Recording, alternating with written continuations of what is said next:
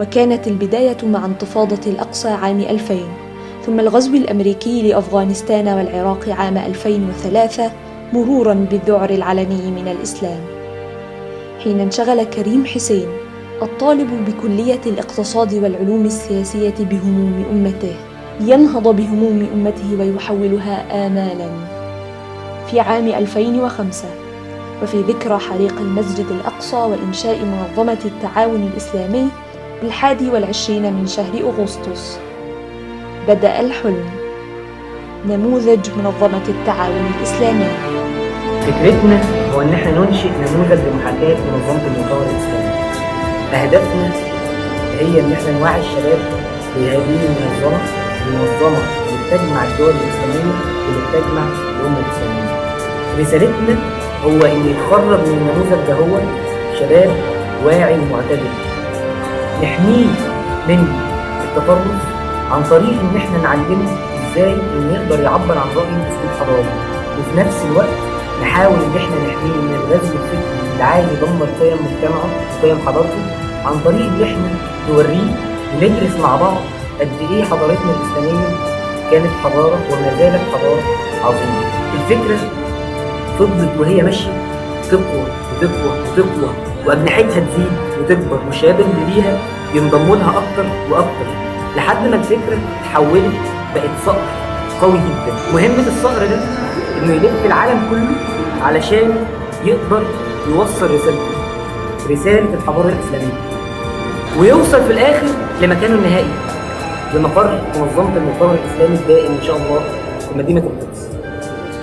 ثمة أمل خلق فينا لنفعل، لنخلق كل ما يبث الحياة في من حولنا، يجعلنا فرد أمة، كما قال الله عن إبراهيم عليه السلام: إن إبراهيم كان أمة.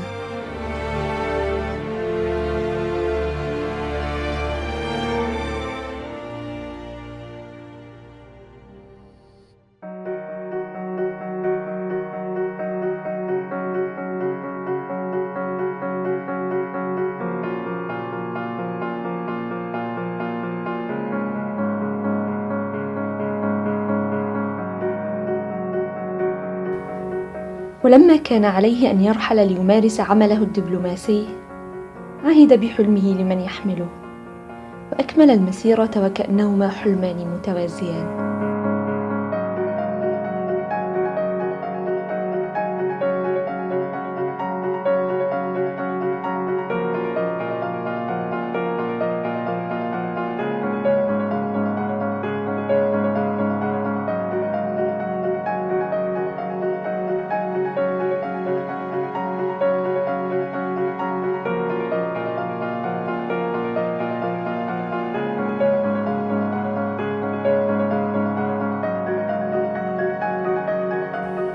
هنا في مصر عامي 2007 و2009 ينشأ مشروع النوايا الحسنة ومشروع الأشبال، بينما يكمل كريم رحلته في تعليم أطفال النيجر المنكوبين والمهمشين.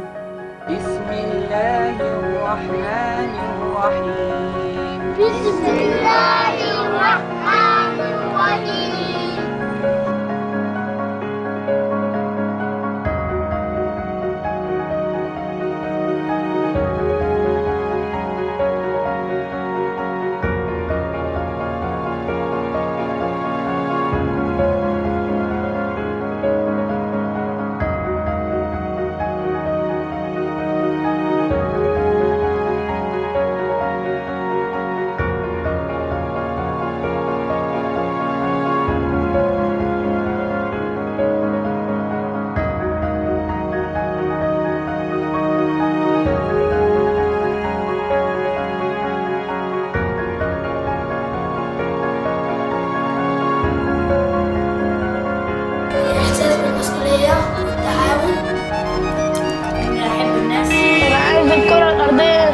تتمسح كل الحدود اللي عليها تبقى كلها بلد واحد، لأن مش عاجبني الوضع كده إن احنا كل بلد لوحدها، وغير كده برضه بنتخانقوا مع بعضين. ما هو لو انت فكيت العقد كل الخرز هيقع، وانت لو وحدت بلد تقدر توحد بقية البلاد، زي ما عمل سيدنا محمد ووحدنا وخلانا بلاد عربية. Le dire du prophète Mohammed et sur lui, sallallahu alayhi wa sallam, qui dit les musulmans est le frère de l'autre musulman. Al-Muslim, Akhul-Muslim. Et le prophète Mohammed a encore dit les musulmans, dans leur pitié, sont comme le corps. Si un membre est malade, c'est tout le corps qui ne dort pas et est le membre malade.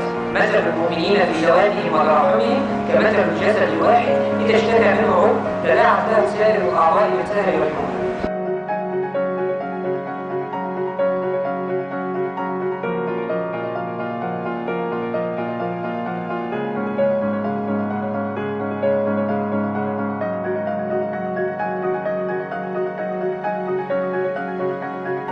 هنا في مصر يبدأ مشروع القوافل الدائمة.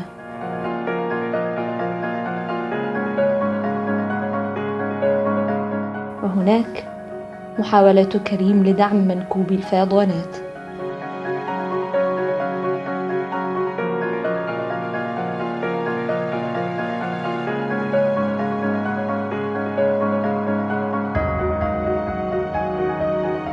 الأمانة التي قد أشفقت عناصر الكون كله وحملها الإنسان.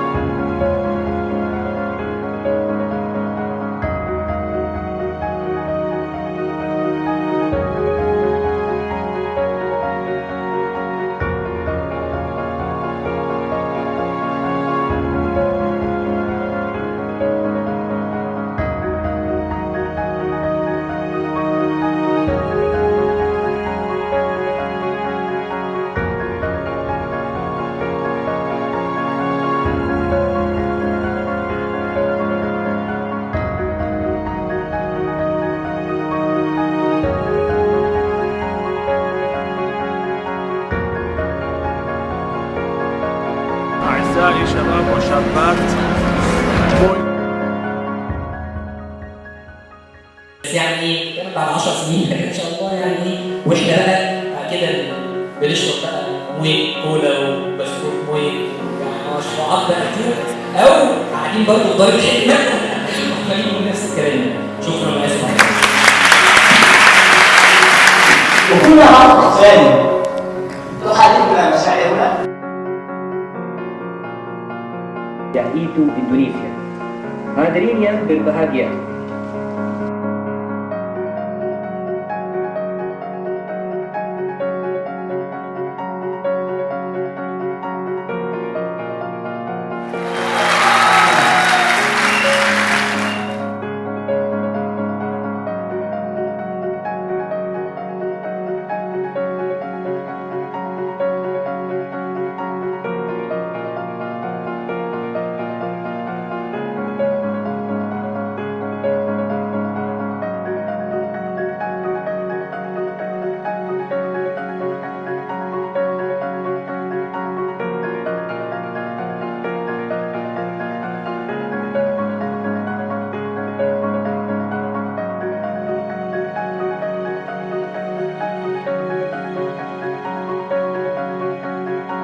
تبتدي تدور انت قوي في ايه تبتدي تشتغل عليه. الكفايه فعلا احباط، كفايه ان احنا قول الرسول صلى الله عليه وسلم يصدق فينا ان احنا غثاء السيل. في لحظه لازم لا حملها الانسان، لازم نكمل، لازم نبقى قويه، لازم ما نقفش عندنا. يمكن جزء المريض بتعمله السنه دي. ما زالت الأمة أزماتها تتطور، ولم يفقد هؤلاء الشباب الأمل.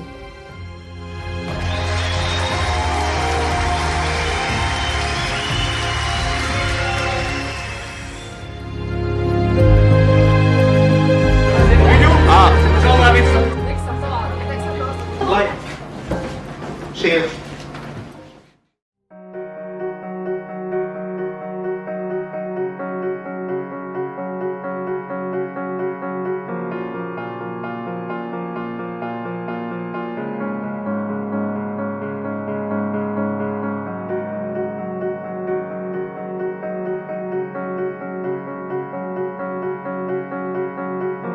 أملهم أن يحيوا مفهوم الأمة في نفوس جيلهم، أن تنتشر فكرتهم في العالم أجمع، وأن تكون الأمة الإسلامية أمة واحدة حقا، تنهل من تراثها وتنتج فكرا حضاريا معاصرا.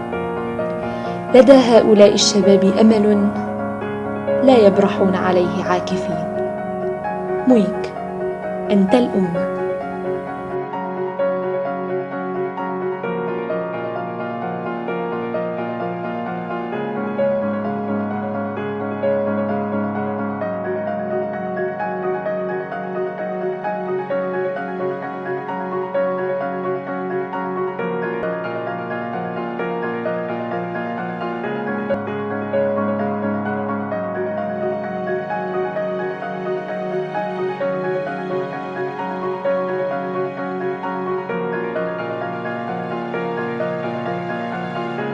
ربنا يستخدمنا ويستخدمنا.